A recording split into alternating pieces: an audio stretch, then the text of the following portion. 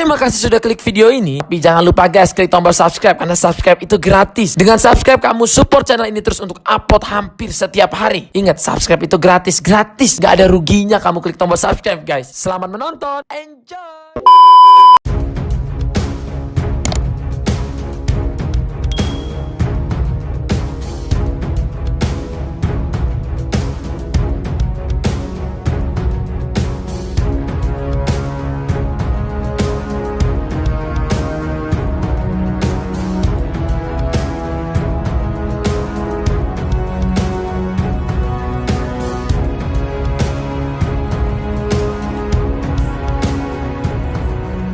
Hasil FP3 MotoGP Indonesia 2022, Marc Marquez menjadi yang tercepat tepat di atas murid Valentino Rossi.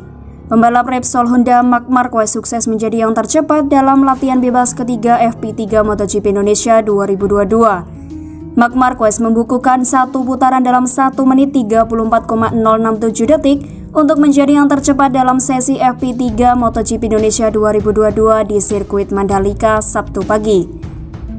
Posisi pembalap Spanyol tersebut di atas para murid Valentino Rossi seperti Francisco Bagnaia, serta Marco Bezzecchi dan Luca Marini dari Muni VR46 Racing Team yang secara berurutan menempati posisi kedua sampai keempat. Lintasan basah membuat laju pembalap sedikit lebih lambat. Genangan air tipis-tipis masih tersisa di sirkuit Mandalika. Mengaspal di lintasan basah biasanya membuat mental pembalap untuk memaksimalkan kecepatan motor menjadi terganggu. Namun tampaknya tetap membuat para pembalap penasaran sensasi mengaspal di lintasan basah. Semua pembalap sudah turun di trek. Ramai-ramai turun di lintasan dapat sekaligus mengeningkan bagian racing line yang dipakai para pembalap untuk melaju.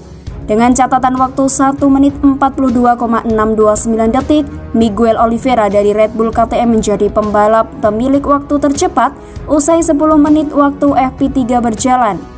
Posisi Miguel Oliveira tak lama kemudian tergeser oleh Marc Marquez dari Repsol Honda yang membukukan waktu 1 menit 42,319 detik. Mengetahui bagian racing line sedikit mengering, Jack Miller dari Ducati Lenovo kemudian memakai kombinasi ban kering soft di depan dan belakang. Hal itu membuat Jack Miller tampak lebih cepat dan menjadi yang tercepat sementara dengan 1 menit 40,264 detik. Berulang kali Jack Miller mempertajam catatan waktunya dari 1 menit 39,160 detik kemudian menjadi 1 menit 38,275 detik untuk tetap di tempat pertama. Pembalap Australia itu sebelumnya memang dikenal sebagai sosok yang berani untuk mengencangkan kendaraannya mengaspal di lintasan basah. Jack Miller kembali mempertajam catatan waktunya menjadi 1 menit 37,860 detik untuk tetap berada di urutan ke-1. Johan Zarco dari Pramac Racing menggeser untuk menjadi yang tercepat, namun tak berselang lama digeser oleh Jack Miller. Persaingan dalam memperebutkan tempat ke-1 semakin panas setelah 30 menit waktu FP3 berlalu. Posisi Jack Miller telah tergeser. Para pembalap tampak mulai memberanikan diri menggunakan ban kering untuk mengaspal setelah permukaan lintasan mulai mengering. Marc Marquez berhasil menjadi nomor 1. Dia juga menggunakan kombinasi ban kering. Pembalap Spanyol itu membukukan waktu 1 menit 34,868 detik. Sesi FP3 selesai, Marc Marquez menjadi yang tercepat dengan catatan barunya 1 menit 34,067 detik. Akan tetapi Marc Marquez tidak lolos ke Q2 lantaran hasil latihan bebas kombinasi berada di luar 10 besar. Pembalap berjuluk The Baby Allen itu akan berjuang dari sesi Q1 untuk berpotensi memulai balapan dari barisan depan. Berikut hasil FP3 MotoGP Indonesia 2022. Di urutan pertama ada Marc Marquez dari Repsol Honda. Di urutan kedua Francisco Bagnaia dari Ducati Lenovo. Urutan ketiga Marco Bezzecchi dari Muni VR46 Racing Team. Urutan keempat Luca Marini dari Muni VR46 Racing Team. Urutan kelima Alex Rins dari Suzuki X-Star dan urutan kelima Pol Espargaro dari Repsol Honda.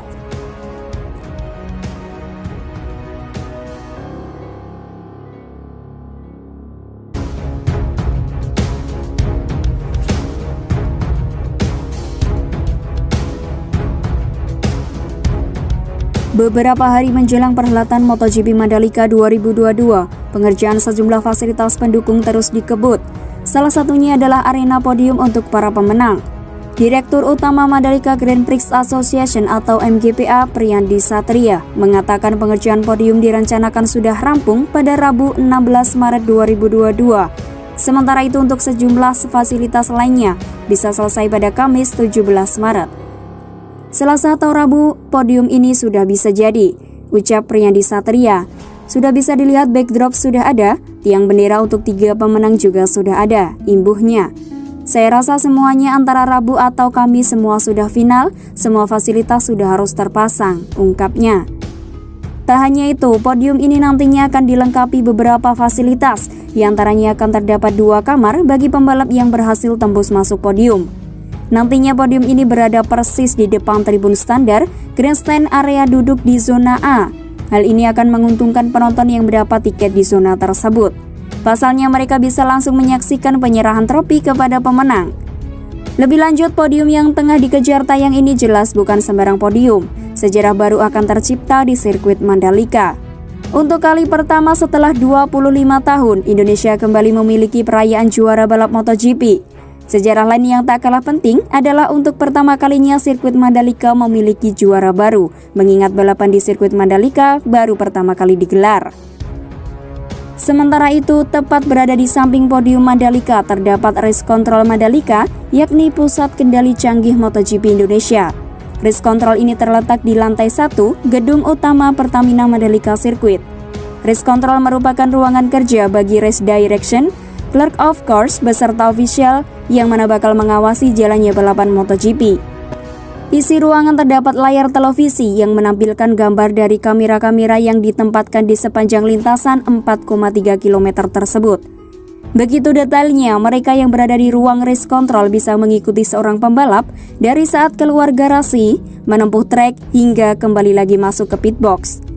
Kita bisa memantau kendaraan tidak putus dari pit out sampai ke pit in dan kembali ke garasi. Kita bisa melihat dan mengontrol semua kejadian di lintasan, ujar Direktur Utama MGPA Priyandi Satria. Lebih lanjut, Priyandi menjelaskan bahwa ruangan race control telah berfungsi optimal sejak balapan WSBK Indonesia digelar pada 2021 dan tes pramusim MotoGP 2022 di sirkuit Mandalika bulan lalu. Namun pihak Dorna Sport memang meminta sedikit tambahan untuk gelaran Pertamina Grand Prix of Indonesia 2022. Race control sejak WSBK dan tes pramusim sudah berjalan lancar. Khusus untuk MotoGP, mereka meminta menambah beberapa kamera dan beberapa sensor yang terhubung dengan transponder masing-masing motor, ucap Andi. Rangkaian balapan di sirkuit Mandalika sendiri akan dimulai pada 18 sampai dengan 20 Maret 2022. Nantinya para pembalap diberi kesempatan uji coba dan juga melakukan kualifikasi untuk penentuan posisi awal balapan. Baru pada Minggu 20 Maret, pembalap akan mulai balapan resmi di MotoGP Mandalika 2022. Sekian kabar sport hari ini, nantikan kabar-kabar menarik lainnya. Jangan lupa tinggalkan subscribe dan nyalakan notifikasinya. Sampai jumpa.